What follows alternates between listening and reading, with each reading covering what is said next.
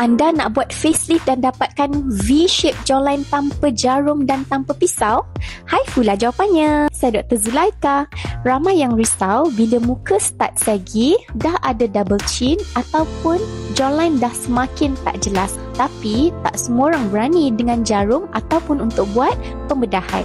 Jadi kalau macam tu, anda boleh pilih rawatan HIFU ataupun dikenali sebagai High Intensity Focused Ultrasound, rawatan facelift tanpa surgery. Ia guna teknologi ultrasound untuk penghasilan kolagen, mengangkat kulit yang kendur, menegangkan kulit muka dan ia juga boleh memecahkan atau mencairkan lemak.